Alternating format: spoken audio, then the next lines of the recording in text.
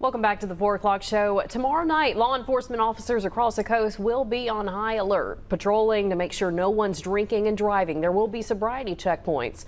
Here to talk to us about the push to make sure everyone has a safe New Year's Eve, Trooper Landon Orozco with the Mississippi Highway Patrol. Thanks for being with us again today.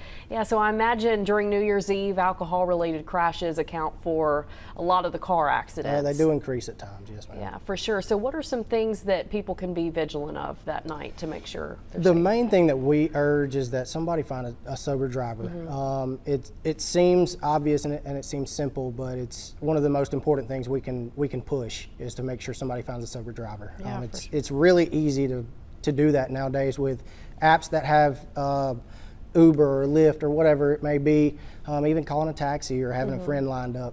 That way they can be the sober driver. Yeah, and I think during New Year's Eve celebrations during the holidays, those rideshare programs, their rates may increase, but it's important to note that maybe that increased cost is worth saving your life and others on the road. It would definitely be well worth the pay. That way you don't start the new year off behind bars possibly. For sure. It's also important to note that buzz driving is drunk driving too, right? That's you guys push that a lot. Impairment is not drunkenness completely. Impaired driving can be anything, whether it's alcohol or drug related. Yeah, and it's important to note too that even if you are getting behind the wheel thinking you can drive and something happens and you can't, that not only affects the people that you may crash into, it has a ripple effect too. That's on right. families. It'll affect your family and theirs. Yeah, and if you do see someone about to get into a car driving impaired, what are some things you should do there? If you know the individual, the best thing would be to confront them. But if you do not, and it's just out in a public place or something like that, call in your local police department, sheriff's department, or even our agency, our office. Call us, let us know, get a tag number, get a good vehicle description, and a description of the person that's driving. That way we could hopefully find them and get them out from behind the steering wheel. Yeah, and even if you aren't out celebrating New Year's Eve or have New Year's Eve plans, it is important to note that there will be sobriety checkpoints out. You may see more traffic out on the roads too, right? You'll see a little bit more traffic just because of the holiday itself, and it'll be in the hours of the night where people aren't commonly driving, midnight, 1 a.m., that kind of thing.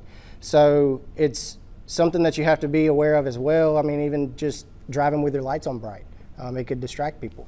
So we'll end up having checkpoints just to make sure everybody's safe, make sure everybody stayed buckled up, make sure everybody's driving without their high beams on, make sure people are doing the right thing when they're supposed to be. Yeah, how does the Highway Patrol prepare for a holiday like this? We end up lining up, I guess a roster, I guess you would call it, and try to get as many troopers on as many highways as possible, especially in the highly traveled times of that period, whether it be in the morning time or in the evening time, or in this case, in the middle of the night around midnight. You'll probably see a influx, I guess, of law enforcement presence on the highways around midnight. Yeah, I bet that's a big effort for you guys to do all that, but we thank you for all the work that you do, and hopefully everyone will stay safe this New Year's Eve.